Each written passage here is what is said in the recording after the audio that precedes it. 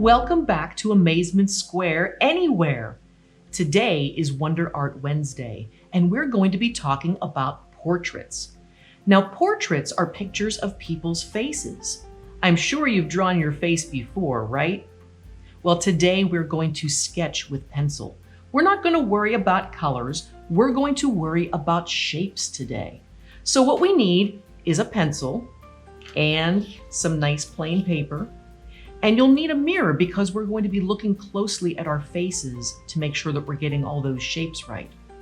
Now, I have a little mirror that stands up. Sometimes people might have a small mirror at home. It would have to be propped so that you can see it while you're drawing, so you don't have to hold it at the same time. But you could even use the bathroom mirror. Just remember, if you use the bathroom mirror, you can't really put your paper in the sink. So take along a book or a cookie sheet or something for a smooth surface under your paper.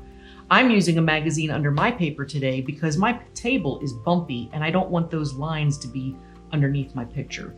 So today, with our portraiture, I'm going to look at just one little tiny part of my face.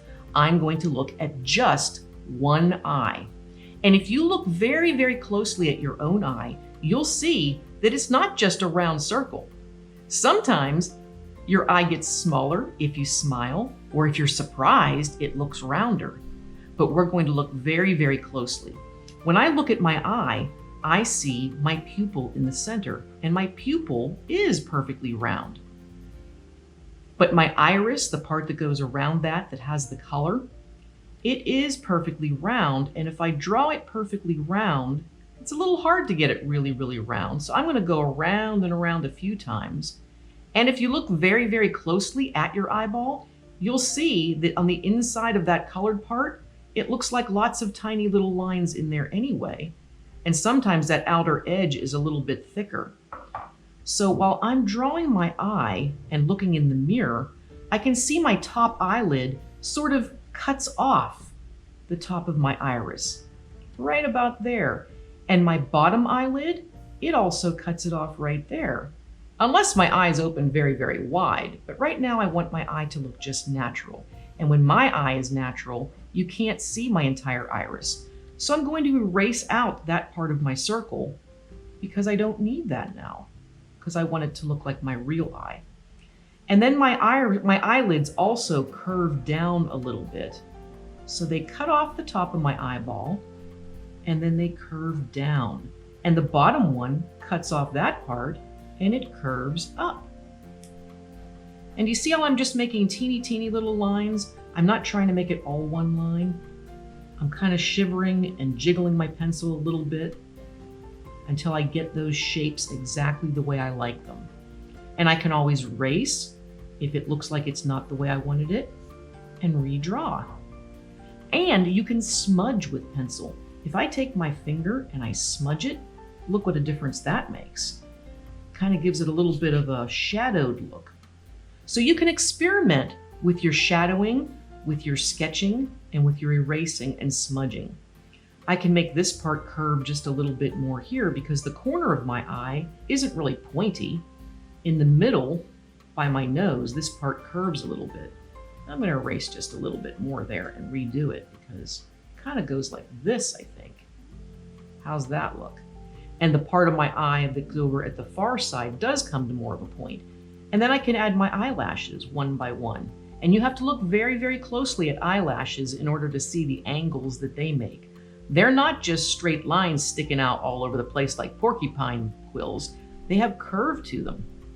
And there's a lot of them. And you can put them exactly where you think they belong. I also have another way that you can practice portrait drawing with your sketching pencils. And that would be to take a picture out of a magazine. I happen to have found a picture here. This cover has a nice picture. You can see this lady's face. She's looking straight at the camera, so that would be a good one to use. Usually magazines have lots and lots of pictures. This one, it's not straight on, and it would be hard for me to try to do this one as well because she's looking sort of sideways. But I found one in here already. This lady, oh, I could do a cat. Look at that cat looking straight at the camera.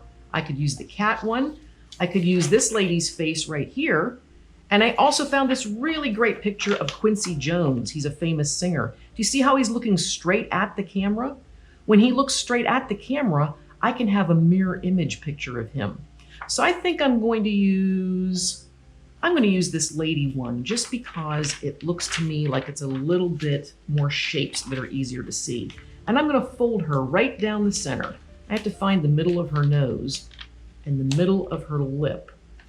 And I'm going to fold her just like that. And let me get the cat and the rest of the magazine out of the way and grab myself a fresh piece of paper. Now, with this method, if I fold her back and forth a few times, use my thumbnail just like that. Sometimes you don't even need a scissors. You can just carefully tear her right down the middle. And now I have half of a lady. So let me get a clean spot because I got that one a little smudged up. And I can put this lady on here and tape her or glue her in place. And now I can do everything exactly the way I see here. I can continue it over and finish her face. And that gives me a way that I can practice without having to look in the mirror the whole time at myself. So if I look really closely here, her nostril does not look like a circle. It kind of looks like a triangle right here and a curve at the top, but it's kind of pointy on the side. So I want to go the same distance over, right about here, and try to draw the same shape that I'm seeing in her picture. So it's sort of like this. And then I can fill it in. And that's a little bit like what her nose looks like. And you don't have to worry about it being perfect either, because if you really look closely at your face, your two sides of your face don't match exactly. And then there's this line that comes right here that's not really part of her nostril, but it kind of looks like a good important part of her nose. And then here, you see how it's like a little bit darker on this side of her nose? I'm going to come the same distance over, and I'm just going to lightly sketch and maybe use the side of my pencil to make it a little bit shadowier there, and I can smudge it if I want. And then there's her eye, here's her lips. I think her lips might be easy. If I go up just a little bit, practice on this side for pretend, and then do it on this side for real. There's her bottom part of her top lip. Kind of goes like this. And then the top of her bottom and the bottom of her bottom lip. So do you see how I'm making a copy of what I see here onto my paper? And then once I get this done, there's a lot of extra detail. She has teeth in there that I can draw in. And it looks like right here, a little dark area. I can make that a little bit darker. And this part here seems a little bit of a shadow. See how this part of her lip is darker than this bright spot right here? So I'm going to do that, and I'm going to smudge it a little bit. Look at that. So you can keep practicing and practicing and just look for the shapes and try to make it look the way it looks on the picture part. And once you have that part all done, you'll have the rest of her face drawn. You can move on to her eyebrow and her eye and her eyelashes. Here's the part we were talking about with the circle. Do you see where her top eyelid chops off the circle on the inner part of her eye? You cannot see her whole entire iris because her eyelid chops it off right there. And these eyelashes, they kind of come at an angle right here. They don't just look like sticks sticking out of her eye. They actually look like lines coming at different directions. So that gives you an idea of what we're trying to do with portrait sketching and a different way to practice it. I can also come over here and say, look, her face looks like it must be an oval. But down here at the bottom, it kind of flattens out a little bit. So I'm going to draw the rest of her chin down here. And I'm going to start up here at her hairline. And I'm going to try to stay the same distance apart.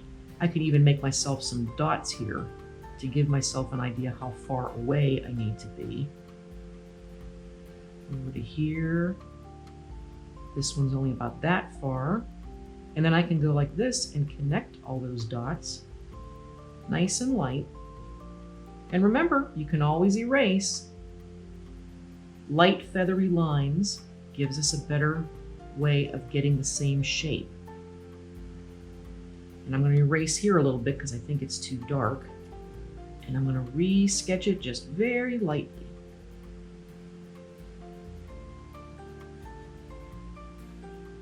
What do you think? Does that look like the rest of her face? It looks pretty close to me, but if I practiced more, I could make it look a lot better. You can spend a lot of time with sketching. It's a great way to pass the time. So those are two different ways that you can practice drawing facial features and make a portrait. You can practice and just sketch for the fun of practicing, or if you really like the way it turns out, you can actually keep that as a piece of art that you like to save. Either way, I'd really like to see what you've done, because sometimes the interesting part is watching the practice part.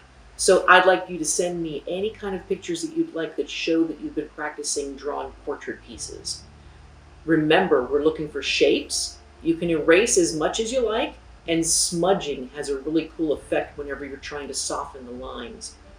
Thanks for joining us here at Amazement Square Anywhere's WonderArt Wednesday, and tune in tomorrow for Tale Teller Thursday here at Amazement Square Anywhere.